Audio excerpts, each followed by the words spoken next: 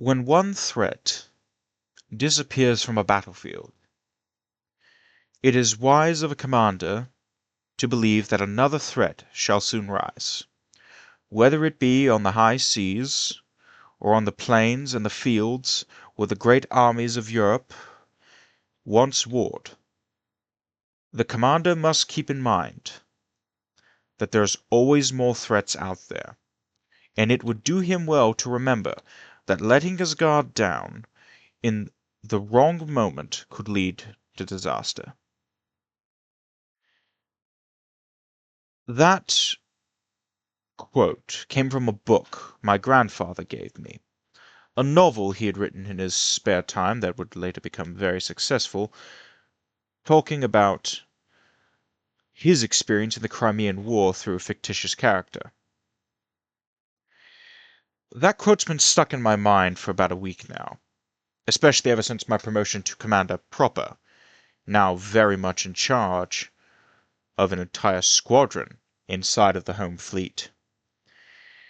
We had just gotten back, and when I mean just gotten back to Britain, after the conclusion of the Anglo-Chinese War.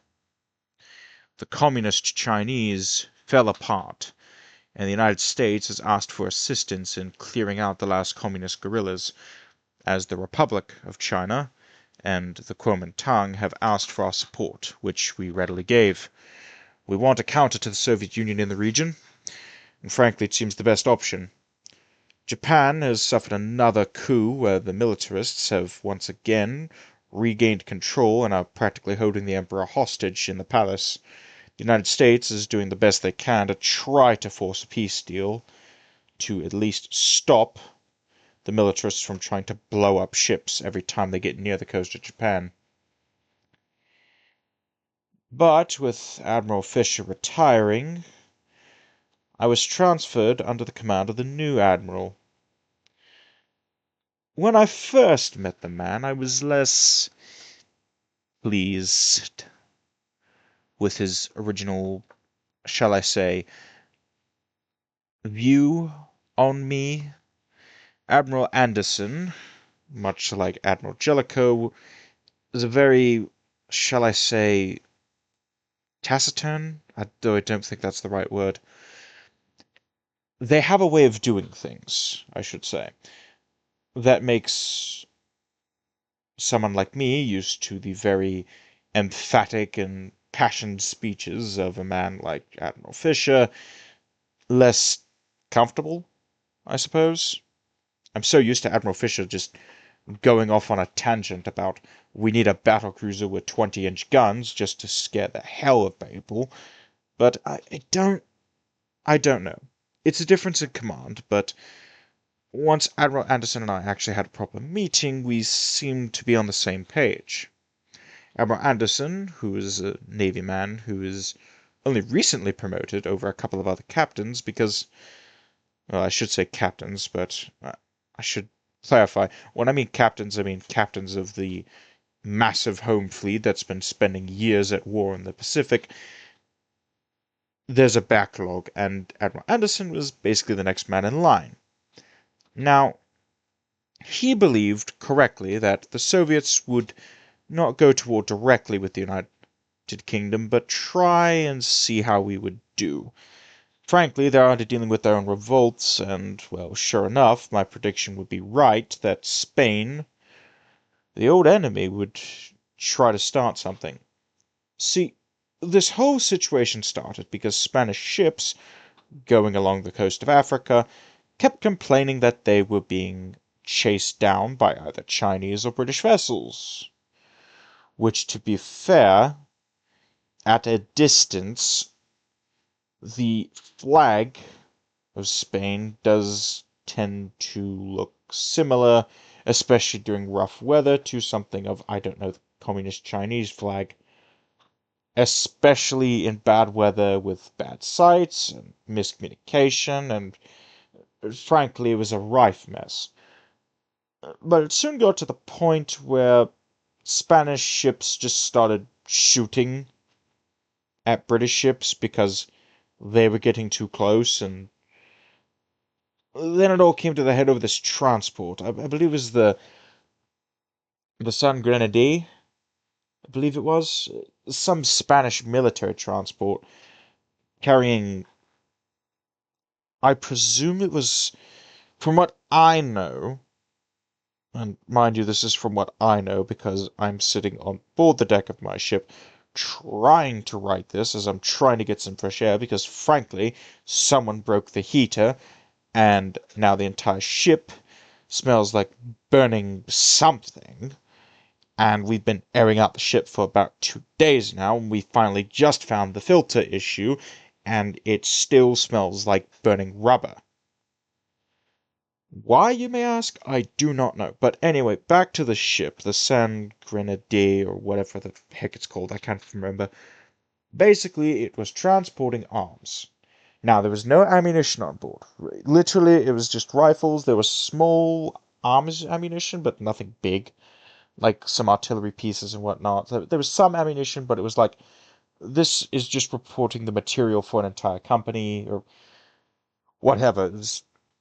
It's a mess. And basically, the San Grenadier was on her course, and she had a course set out by the Spanish government. She was not to divert from that course because it's going along the Spanish colonies. Well, frankly, it decided that its course was to be maintained with the specific directions, and it nearly hit one of our destroyers after the destroyer told it multiple times and fired warning shots that it was to piss off and go around the fleet and not bother it, to which the captain of the San Grenadier told the British Navy to F off in Spanish and in English and in multiple other languages. And when the British destroyer tried to stop the ship, the San Grenadier turned herself and fired a warning shot with a signal gun right over the destroyer's bridge. The term excessive force I don't think is enough, because for the next 2 minutes the destroyer just fired warning shot after warning shot with blanks and airburst shells. I don't even know why they had those experimental shells. Those are designed specifically for shelling enemy emplacements on the shoreline, because Angus couldn't stop himself by saying, I want explosive shells that go fire shrapnel right into an enemy trench system as an airburst with a timed fuse, because the man cannot stop himself from finding things to make things more dangerous than they already are. Well, after the San Grenadier had enough shrapnel on her deck, she started calling for the Spanish Navy, and then there was a whole diplomatic thing, and now we're at war because Spain's like, you fired on our transport, and now you must pay the price, and something, something, something. Spanish Armada could have beat the British Navy 500 years ago, we're still the best, yada, yada, yada, bullcrap, bullcrap, bullcrap, and now I have to sail a ship directly at the port of Bilbao.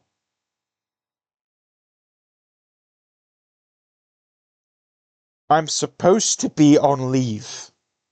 So if this journal entry sounds irritated, please understand I was supposed to be on leave. My son is graduating primary school. I have a son graduating primary school, going into secondary school. I've got my other kids, who are, some of them are going into primary school. My youngest daughter was just born 4 months ago, and the poor girl is not going to be able to see her father for multiple years at this point because I have to bloody do this. And then the design bureau comes to me 2 weeks ago and says, Hi, we have a design we wanted to look at. We want to put 15-inch guns on it, but we don't have the Mark III versions yet because we're still testing the Mark IIs. We've got the Mark IIs down in production. Would you look at this design for a new ship class before we hand it off to Admiral Fisher and the other admirals of the new First Sea Lord? And I was like, okay, yes, just wake me up at 2 o'clock in the morning. Smith, no, I'm fine. Just please bring me a fresh... Thank you.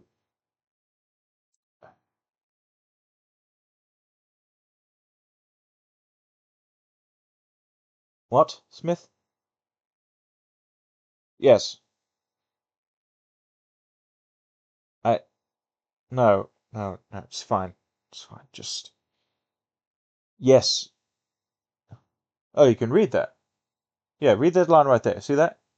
Yes, they did come wake me up at 2 o'clock in the morning to look at a battleship design. I design cruisers, not battleships. And they're like, oh, but this is... Yes, bureaucracy at its finest. Thank you. Yes, we need you up at 2 o'clock in the morning because this battleship design cannot wait because the design bureau is already testing another hull design. And technically these hulls would be considered obsolete because we're calling it a super dreadnought, but we want to build this class first. We don't even have Mark 315 yet, and we want to put it on there because they can't wait. The Royal Navy, everyone. Thank you. Uh, Pardon? Yes. No. No, no. What did you say? No, he's not a lieutenant anymore. He's a captain. Captain Willard now. Not Lieutenant Willard anymore. He got promoted. He's Captain Willard. What did you say? Oh. Well, that explains why the entire ship smells like burning rubber. The seals melted. Okay. Well, thank God he caught it on his ship before his ship started smelling like burning rubber. Does he have a solution? Okay, thank you. Please tell. Please tell them. Where are you going? Yes, I know you're ahead of me here, but listen to me very carefully. Go to the rear of the ship. Find whoever's on duty with the engineering crew. Find Patrick. Yes, Ensign Patrick. Tell him to let engineering and mechanical know. We know where the issue is. Change the seals. Change the seals to fresh seals and coat them in the adhesive so they don't melt. Got it? Thank you. You're dismissed.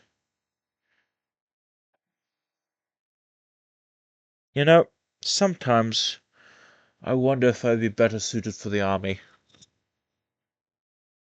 At least Angus will get a good laugh out of this after he's done with throwing a fit over the fact that he just called back up to service when he's trying to test out a new mountaineering doctrine because apparently the army just wants to drag him around like a puppet.